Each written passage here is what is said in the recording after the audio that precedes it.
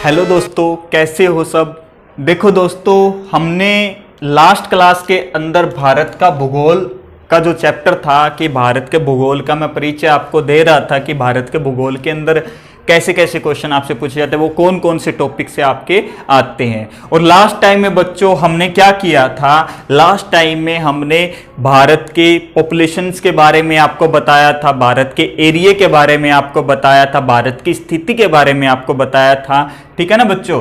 तो आगे का जो चैप्टर है बच्चों, वहीं से हम स्टार्ट करते हैं जहां पे हमने छोड़ा था बच्चों। तो देखिए, हम बात कर रहे थे भारत की पॉपुलेशंस की, जनसंख्या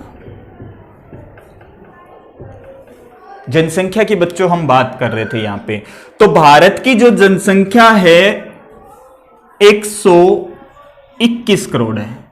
और किसके तहत है बच्चों, ये 2011 की जनगणना के तहत भारत की पॉपुलेशन निकल के आती है। और मैंने आपको बताया था कि जनसंख्या के मामले में भारत का पूरे विश्व में बच्चों कौन सा स्थान है, तो पूरे विश्व में भारत का बच्चों दूसरा स्थान है। कौन सा स्थान है, दूसरा स्थान है। ठीक है बच्चों। इसके बाद अगर हम बात करते हैं कि भारत के किस राज्य की जनसंख्या सबसे ज्यादा है, तो बच्चों यूपी भारत का वो राज्य है जिसकी जनसंख्या सबसे ज्यादा है, 19.5 करोड़।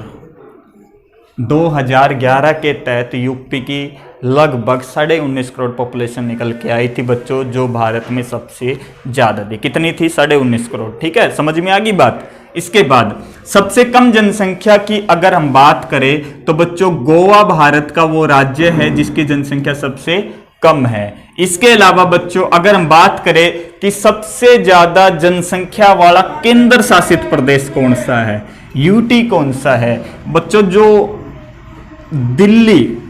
दिल्ली जो है बच्चों वो भारत का ऐसा केंद्र शासित प्रदेश है जिसकी जनसंख्या सबसे ज्यादा है। और सबसे कम जनसंख्या वाला केंद्र शासित प्रदेश की अगर हम बात करें तो बच्चों लक्षद्वीप भारत का वो केंद्र शासित प्रदेश है जिसकी जनसंख्या सबसे कम है। इसके बाद अगर मैं नगर की बात करूं कि सबसे ज्यादा जनसंख्या वाला नगर कौन सा है, तो बच्चों मुंबई भारत का वह नगर है बच्चों जिसकी जनसंख्या सबसे ज्यादा है। ठीक है बच्चों, तो ये चीज आपको यहां पे ध्यान रखनी है। इसके बाद बच्चों आगे चलते हैं। एक चीज होती है बच्चों जनगणतव्य।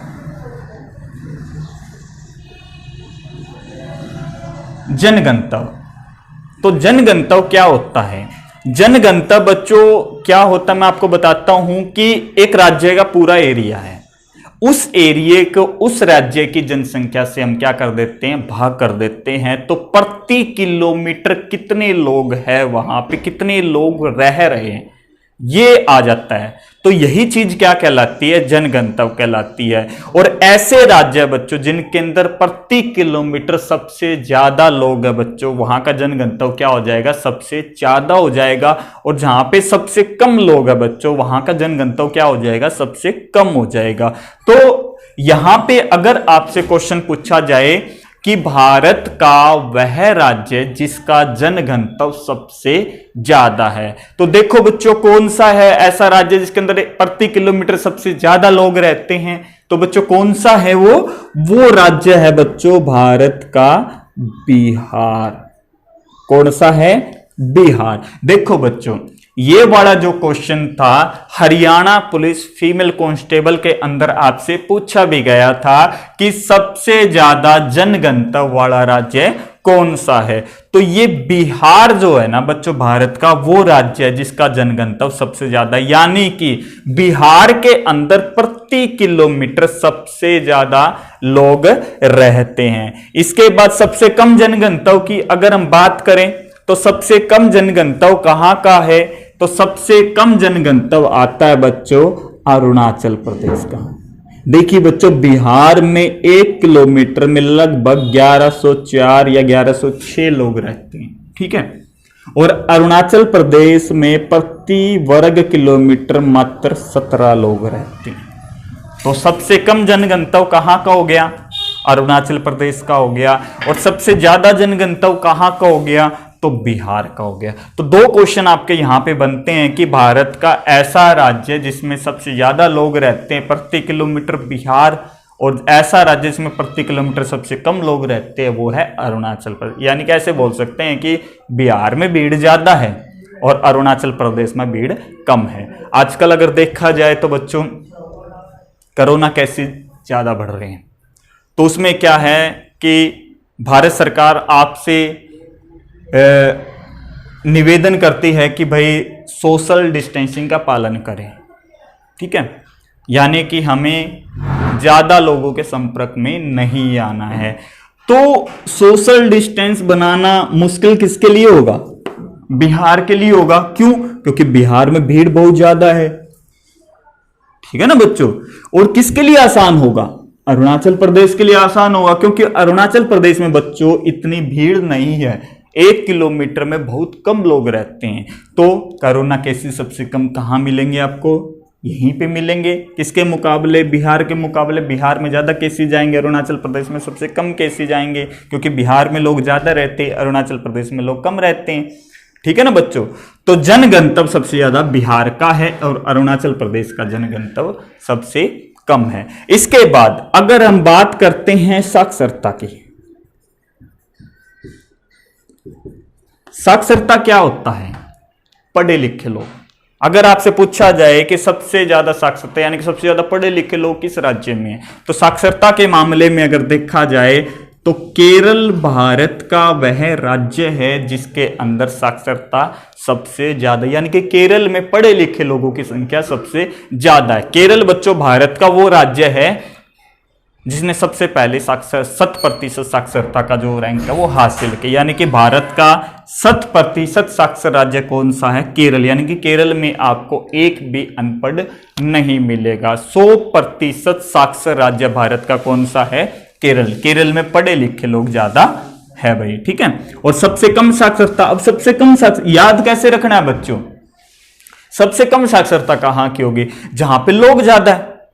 अब एक परिवार में एक तो 2 ही बच्चे हो और 10 बच्चे हो, तो पढ़ाने में 2 बच्चों को पढ़ाने में ज्यादा मुश्किलें आएंगी या 10 बच्चों को पढ़ाने में ज्यादा मुश्किलें आएंगी? 10 बच्चों को पढ़ाने में ज्यादा मुश्किलें आएंगी, तो यहां पे अनपढ़ता ज्यादा मिलेगी आपको, ठीक है ना बच्चों। तो अगर बोला जाए कि सबसे कम साक्षरता कहां की है, तो बिहार की। अब दूसरा कारण बच्चों क्या है बिहार में साक्षरता कम होने का?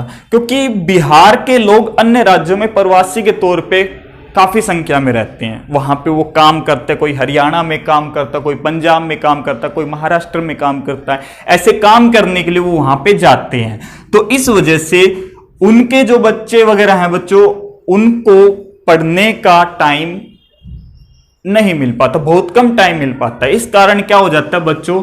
अनपढ़ता बढ़ जाती है, ठीक है ना बच्चों। तो यही कारण है कि बिहार में साक्षरता दर बहुत कम है, केरल में साक्षरता दर सबसे ज्यादा है। एक होता है बच्चों लिंगानुपात।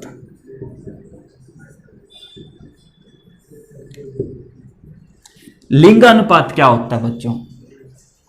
किसी राज्य में प्रति 1000 लड़कों के ऊपर जितनी लड़कियां हैं, एक राज्य में प्रति 1000 लड़कों के ऊपर जितनी लड़कियां हैं बच्चों, वो वहां का क्या कहलाएगा? लिंगानुपात कहलाएगा। अब सर्वाधिक लिंगानुपात की बात करें तो जहां पे 1000 लड़कों के ऊपर सबसे ज्यादा लड़कियां हैं, वहां पे सबसे ज्यादा लिंगानुपात होगा। और वो कौन सा है बच्चों? वो राज्य है केरल। कौन सा है? केरल है। केरल में बच्चों प्रति 1000 लड़कों के ऊपर 84 लड़कियां ज्यादा, यानी कि 1084 यहां का क्या है? लिंगानुपात है। 1000 लड़कों के ऊपर 1084 यहां पे लड़कियां हैं, जो भारत में सबसे ज्यादा है। और सबसे कम की अगर मैं बात करूं बच्चों, तो बड़े दुख का विषय है कि इसमें हमारे हरियाणा का नाम आता है कि हरियाणा का लिंगानुपात सबसे कम है। 2011 के तहत देखें तो लगभग 879 लड़कियां। अभी हरियाणा सरकार ने घोषणा किया कि भाई हरियाणा का जो लिंग अनुपात बढ़ के 922 हो गया है। तो बच्चों 922 अब हुआ है, लेकिन हमें आंकड़े कौन से लेने, 2011 वाले लेने हैं। तो 2011 के तहत अगर आपसे पूछा जाए तो ये ठीक है ना बच्चों। लेकिन अगर करंट अफेयर के क्वेश्चन के तहत या हरियाणा जीके के क्वेश्चन के तहत अगर आपसे पूछा जाए कि हरियाणा सरकार ने हरियाणा का लिंग अनुपात बढ़कर कितना होने की घोषणा की है, तो वहां पे आप 922 कर सकते हो। ठीक है बच्चों, अन्यथा हमें क्या लेना है, हमें 2011 वाला रिकॉर्ड ही लेना है। ठीक है ना बच्चों। इसके बाद अभी जितनी ये चीजें थी बच्चों, ये सारी चीजें अगर मैं हरियाणा की तरफ से देखूं, थोड़ा सा मैं आपको बता देता हूं। जनगणतव्य यहां पे बिहार का था, तो हरियाणा में सबसे ज्यादा जनगणतव्य कहां का मिलेगा बताइए। तो कहां का मिलेगा बच्चों, गुरुग्राम वगैरह का, फरीदाबाद, गुरुग्राम। ठीक है ना बच्चों। और सबसे कम की अगर मैं बात करूं जनगणतव्य, तो आपका सिरसा आएगा यहां पे। अगर साक्षरता की बात करूं मैं यहां पे, तो गुरुग्राम साक्षरता दर सबसे ज्यादा है, और सबसे कम साक्षरता की अगर मैं बात करूं तो मेवात की साक्षरता सबसे कम है। लिंगानुपात की बात देखो बच्चों, लिंगानुपात की अगर मैं बात करूं तो गुरुग्राम का लिंगानुपात क्या है, हरियाणा के अंदर सबसे कम है। ठीक है ना। और मेवात का लिंगानुपात सबसे ज्यादा है बच्चों। देखिए साक्षरता के मामले में तो गुरुग्राम पहले नंबर पे है और मेवात सबसे नीचे पायदान पे है। अगर लेकिन लिंगानुपात की अगर मैं बात करूं तो यहां पे मेवात पहले नंबर पे आ जाता है और गुरुग्राम आखिरी नंबर पे यहां पे चला जाता है। ठीक है ना बच्चों। तो ये चीजें हमने जनगणना के अंदर करनी थी, तो ये चीजें आपको यहां पे बच्चों याद रखनी है। ठीक है, आगे हम चलते हैं। पहले मैं भारत का मैप बना लेता हूं यहां पे।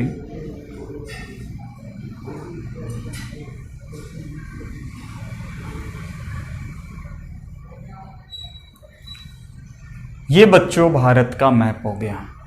ठीक है। अब देखिए बच्चों,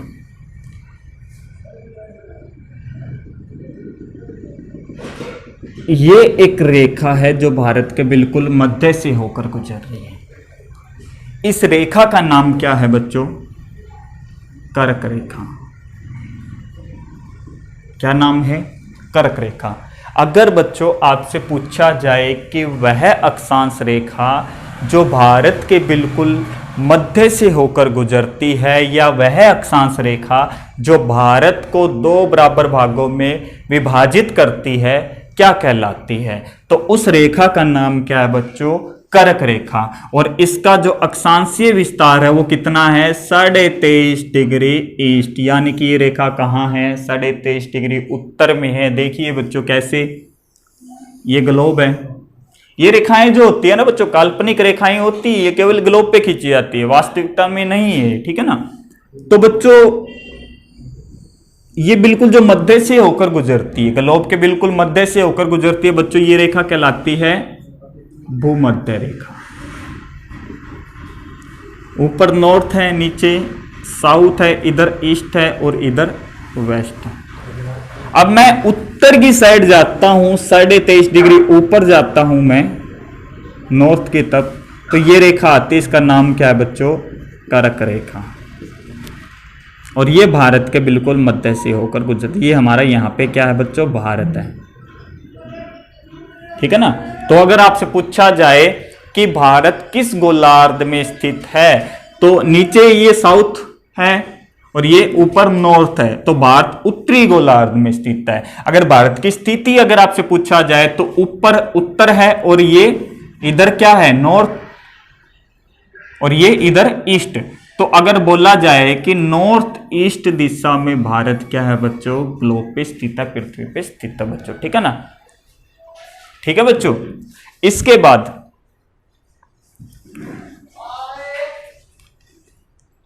बाद बच्चों अगर आपसे क्वेश्चन पूछा जाए कि कर्क रेखा भारत के कितने राज्यों से होकर गुजरती है, तो बच्चों जो कर्क रेखा है वो भारत के 8 राज्यों से होकर गुजरती है। कितने राज्यों से होकर गुजरती है, कर्क रेखा भारत के 8 राज्यों से होकर गुजरती है। 8 राज्य आपको पता होने चाहिए। देखिए बच्चों, एचएससी ने क्वेश्चन पूछा था आपसे उसने क्वेश्चन क्या पूछा कि निम्न में से किस राज्य से कर्क रेखा होकर नहीं गुजरती है। अब नहीं गुजरने वाला आपसे क्वेश्चन पूछ लिया, तो आप नहीं वाला क्वेश्चन कब कर पाओगे, जब आपको गुजरने वाले पता हो। तो बच्चों आपको 8 गुजरने वाले राज्य पता होने चाहिए, नहीं वाला आप अपने आप जो नहीं बन रहा वो आप कर लोगे यहां पे। तो देखिए बच्चों 8 राज्य कौन कौन से। पहले नंबर पे राजस्थान, मध्य प्रदेश, झारखंड, पश्चिम बंगाल, मिजोरम, त्रिपुरा, गुजरात। ठीक है बच्चों, राजस्थान, मध्य प्रदेश, झारखंड, पश्चिम बंगाल, मिजोरम, त्रिपुरा और एक लास्ट रह गया आपका छत्तीसगढ़। तो बच्चों ये 8 भारत के वो राज्य हैं जिनके अंदर से कर्क रेखा होकर गुजरती है। तो नहीं वाला अगर आपसे क्वेश्चन पूछ लिया जाए तो आप देख लेना इनमें से वो कौन सा नहीं है। इसके लिए एक छोटी सी ट्रिक भी काम करती है बच्चों कि राम झा के 6 पंगु मित्र। वैसी ट्रिक आपको नहीं याद करनी है बच्चों, क्योंकि ट्रिक हमेशा स्टूडेंट्स को क्या करवाती है, पजल करवाती है बच्चों। ठीक है, तो रा से राजस्थान, मैं से मध्य प्रदेश, झारखंड, छत्तीसगढ़, पश्चिम बंगाल, गुजरात, मिजोरम और त्रिपुरा। तो आप ऐसे भी इसको याद कर सकते हो। तो बच्चों ये 8 राज्य ऐसे हैं जिनके अंदर से कर्क रेखा होकर गुजरती है। ठीक है, इसके बाद बच्चों अगर आपसे क्वेश्चन पूछा जाए कि भारत की मानक समय रेखा क्या है, भारत की मानक समय रेखा, तो भारत की मानक समय रेखा क्या है बच्चों, 82.5 डिग्री ईस्ट है। क्या है, 82.5 डिग्री ईस्ट, जो कहां से होकर गुजरती है बच्चों, ये इलाहाबाद के नैनी से होकर गुजरती है। कहां से, इलाहाबाद के नैनी से, इलाहाबाद के मिर्जापुर से भी बोल देते हैं इसको। ठीक है ना बच्चों, तो इलाहाबाद के नैनी से होकर गुजरती है और यहीं से बच्चों पूरे विश्व के साथ भारत का टाइम क्या किया जाता है बच्चों, मैच किया जाता है। देखिए बच्चों आप कभी मोबाइल के अंदर आप अपना जो टाइम जोन देखते हो, टाइम जोन में क्या लिखा होता है, +5:30 GMT, 5:30 GMT, यानी कि ग्रीनविच मैनी टाइम से कितना आगे, 5.5 घंटे आगे। तो उसका क्या अर्थ होता है बच्चों, देखिए ये ग्रीनविच क्या होता है बच्चों, ये हमारी पृथ्वी है, यहां पे पड़ता है बच्चों 0 डिग्री। ठीक है बच्चों, तो ये 0 डिग्री वाला जो देशांतर है बच्चों, ये लंदन का क्या है, ग्रीनविच शहर बच्चों, और यहीं से पूरी दुनिया का टाइम क्या किया जाता है बच्चों, मैच किया जाता है। और भारत की जो स्थिति है ना बच्चों, 82.5 डिग्री यहां पे पड़ती है, ये वाली, इस पे भारत पड़ता है। तो भारत ग्रीनविच से कितना आगे है, 82.5 डिग्री आगे है। अब देखिए बच्चों 82.5 डिग्री का क्या फर्क पड़ता है, जब धरती अपना एक चक्कर पूरा कर लेती है तो हम क्या बोलते हैं जी, 1 दिन हो गया। क्या बोलते हैं हम जी, 1 दिन हो गया, यानी कि 24 घंटे हो गए। धरती एक चक्कर 24 घंटे में पूरा करती है। और एक जो सर्कल होता है बच्चों, वो कितने डिग्री का होता है, वो 360 डिग्री का होता है। ठीक है ना बच्चों, एक सर्कल कितने डिग्री का होता है, 360 डिग्री का होता है। और धरती अपना पूरा एक सर्कल कितने टाइम में बनाती है, 24 घंटे में। तो 24 घंटे की वैल्यू कितने डिग्री के बराबर है बच्चों, 360 डिग्री के बराबर है। तो बच्चों 1 डिग्री की वैल्यू अगर हम निकालें तो कितनी निकलेगी, 24 गुना में 60 बटे में 360, छिकू छिकू 36, 6 चौका 24। तो 1 डिग्री की वैल्यू यहां पे निकल के आ जाती है बच्चों 4 मिनट भाई। तो भारत का कितना है, 82.5 है, तो 1 डिग्री की वैल्यू अगर 4 मिनट है तो 82.5 डिग्री की वैल्यू कितनी हो जाएगी, मल्टीप्लाई कर देंगे तो कितना हो गया 330 मिनट। और 330 मिनट के अगर मैं घंटे बनाऊंगा तो कितने बन जाएंगे, 5 घंटे 30 मिनट। तो यहां से और यहां के बीच में कितना गैप है बच्चों, 5 घंटे 30 मिनट का गैप है। और यही टाइम में दिखाया जाता है कि हमारा ग्रीनविच से कितने घंटे आगे हैं, 5.5 घंटे आगे। यानी कि अगर यहाँ पे ग्रीनविच पर अगर 12 बजे हुए हैं तो भारत में कितना टाइम होगा, 5.5 होगा। ठीक है ना बच्चों, इससे 5.5 घंटे हमारा आगे है। तो कहां से मैच किया जाता है बच्चों टाइम, इलाहाबाद के नैनी से 82.5 डिग्री ईस्ट से ये टाइम मैच किया जाता है। और ये जो देशांतर जो रेखा 82.5 डिग्री ईस्ट वाली जो रेखा बच्चों भारत के कितने राज्य से होकर गुजरती है, तो ये भारत के 5 राज्य से होकर गुजरती है। ठीक है बच्चों, इसके बाद हम बात करते हैं भारत के तटीय भाग की। तो देखिए बच्चों, ये वाला जो एरिया है, ये वाला एरिया भारत का क्या है, पानी से घिरा हुआ। अगर अब मैं ये बोल दूं कि भारत को 3 तरफ से पानी ने घेर रखा है तो कोई गलत नहीं है। देखिए इस साइड से पानी से घिरा हुआ है, इस साइड से पानी से घिरा हुआ और इस साइड से पानी से घिरा हुआ। भारत को 3 साइड से जल ने घेर रखा, केवल एक साइड को छोड़ रखा है। ठीक है ना। तो ऐसा जमीन का टुकड़ा, ऐसा जमीन का टुकड़ा जो 3 तरफ से जलीय सीमा बनाता हो क्या कहलाता है बच्चों, प्रायद्वीप कहलाता है। तो प्रायद्वीपीय भारत कौन सा हो जाएगा बच्चों, ये वाला हिस्सा जो है भारत का बच्चों क्या कहलाता है, प्रायद्वीप कहलाता है। क्योंकि ये वाला हिस्सा 3 साइड से पानी से घिरा हुआ, केवल ये हिस्सा छोड़ा हुआ है, बाकी ये हिस्सा पानी से घिरा हुआ है। ठीक है ना। तो देखिए बच्चों, इस साइड से अगर मैं बात करूं तो इस साइड से किससे घिरा हुआ है, अरब सागर से। इधर से मैं बात करूं तो हिंद महासागर है, मन्नार की खाड़ी वगैरह। इधर मैं बात करूं तो बंगाल की खाड़ी है। ठीक है ना बच्चों। तो ये 3 साइड से भारत जल से सीमा बनाता है। इसके बाद बच्चों देखिए हमारी जलीय सीमा कहां से शुरू होती है, यहां पे गुजरात से शुरू हो रही है बच्चों। मैं रेड से आपको दिखाता हूं। देखिए बच्चों, ये वाले, यानी कि यहां से शुरू हो रही है और यहां पे जाके खत्म हो रही है। यहां तक की क्यों लिए, क्योंकि आगे बच्चों एक कंट्री आ जाता है बांग्लादेश, तो भारत की सीमा यहां पे खत्म हो रही है। ये वाली सीमा को हम काउंट नहीं करते जलीय सीमा में, क्योंकि ये वाला जो हिस्सा है ना बच्चों, ये एक छिछला पानी का एरिया है। ठीक है ना बच्चों। तो देखिए बच्चों, तो अरब सागर से नीचे हिंद महासागर से, यहां से बंगाली खाड़ी से, तो यहां पे कितने राज्य ऐसे हैं जो भारत के जलीय सीमा बनाते हैं, तटीय सीमा बनाते हैं। तो बच्चों भारत के 9 राज्य ऐसे हैं। कितने राज्य, 9 राज्य हैं। भारत के 9 राज्य जलीय सीमा बनाते हैं। 9 राज्य कौन कौन से बच्चों, देखिए सबसे पहले आता है गुजरात, उसके बाद बच्चों महाराष्ट्र, फिर गोवा, फिर कर्नाटक, फिर केरल, तमिलनाडु, आंध्र प्रदेश,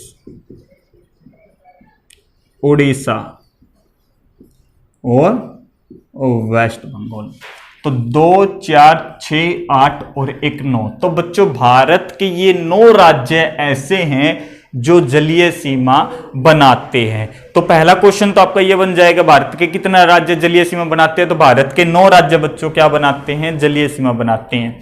इसके बाद बच्चों दूसरा क्वेश्चन क्या बनेगा कि निम्न में से कौन सा राज्य जलीय सीमा नहीं बनाता है।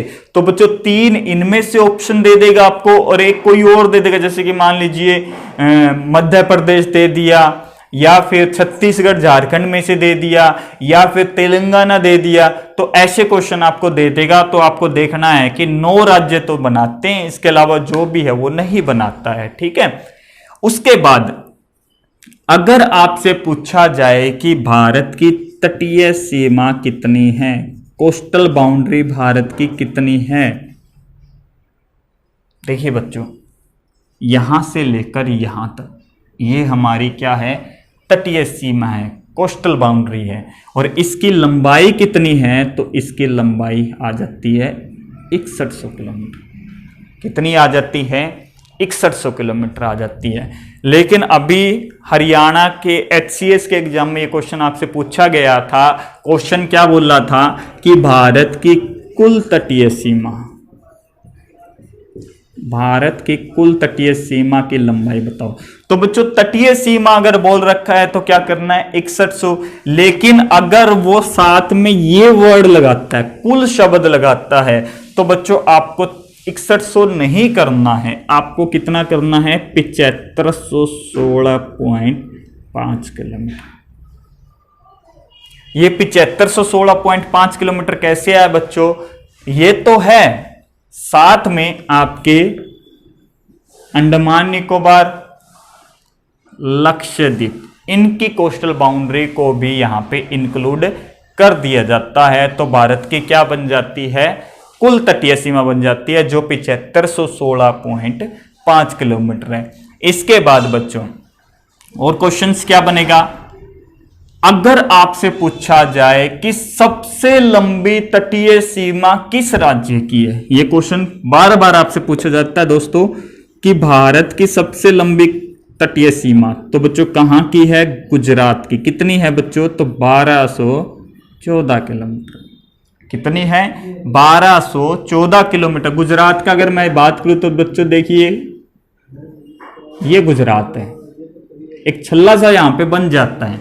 अगर मैं इसको बिल्कुल सीधा करता हूं तो बच्चों किसी भी राज्य की इतनी लंबाई नहीं है। तो गुजरात की तटीय बाउंड्री सबसे ज्यादा है, कितनी है, तो 1214 है। सबसे छोटी अगर मैं बात करूं तो गोवा की है। कितनी है बच्चों, तो मात्र 104 किलोमीटर है। गोवा सबसे छोटा है भाई, यहां पे बिल्कुल छोटी सीमा बनाता है तटीय सीमा, ठीक है ना। तो गोवा की सबसे कम है। अगर आपसे पूछा जाए कि केंद्र शासित प्रदेशों में सबसे लंबी तटीय सीमा किसकी है, तो अंडमान निकोबार की। देखो बच्चों, अंडमान निकोबार की सबसे ज्यादा है, गुजरात से भी ज्यादा है बच्चों। कितनी है, तो 1962 किलोमीटर। यह क्वेश्चन भी पूछा जा चुका है। सबसे कम केंद्र शासित की बात करें तो लक्षद्वीप की बच्चों कितनी है, तो 132 किलोमीटर। तो ये चीजें आपको यहां पे ध्यान रखनी है। एक बार फिर मैं आपको बता देता हूं बच्चों कि भारत के 9 राज्य क्या बनाते हैं, तटीय सीमा बनाते हैं। 9 राज्य कौन कौन से, सबसे पहले आता है बच्चों गुजरात, उसके बाद कौन सा आता है, महाराष्ट्र का नंबर आता है, उसके नीचे क्या आता है, गोवा आता है बच्चों, गोवा से नीचे क्या आता है, कर्नाटक आता है, फिर केरल आता है बच्चों, फिर आपका तमिलनाडु आता है, तमिलनाडु के बाद फिर आपका आंध्र प्रदेश आता है, आंध्र प्रदेश के बाद उड़ीसा आता है, और आखिर में फिर क्या आता है, वेस्ट बंगाल आ जाता है। वेस्ट बंगाल के बाद बच्चों आपकी सीमा खत्म हो जाती है, आगे बांग्लादेश आ जाता है। तो हमें यहीं तक लेना था, ठीक है। उसके बाद अगर भारत की तटीय सीमा की बात करता है तो कितनी बतानी है, 6100।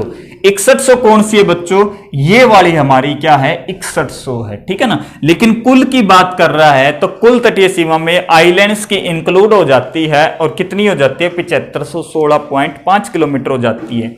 उसके बाद अगर भारत की सबसे लंबी तटीय सीमा वाला राज्य की बात करें तो बच्चों राज्य कौन सा है, गुजरात है। कितनी है, 1214 किलोमीटर है। और सबसे कम की अगर मैं बात करूं तो गोवा भारत का वो राज्य है जिसकी तटीय सीमा सबसे कम है, ठीक है।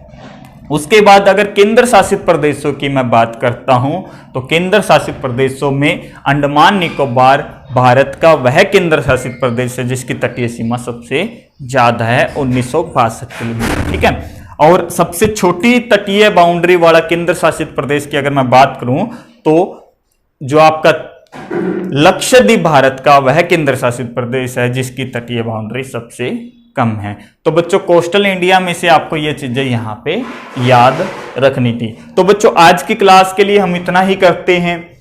बाकी हम नेक्स्ट क्लास के अंदर करेंगे। और बच्चों, अगर आपने हमारे चैनल को अभी तक सब्सक्राइब नहीं किया है तो प्लीज आप उसे सब्सक्राइब कर ले और बेल आइकन को जरूर बजाएं। और इस वीडियो को बच्चों आप ज्यादा से ज्यादा शेयर कीजिए ताकि अन्य जो विद्यार्थीगण है इसका लाभ उठा ले। बच्चे मिलते हैं बच्चों, थैंक यू।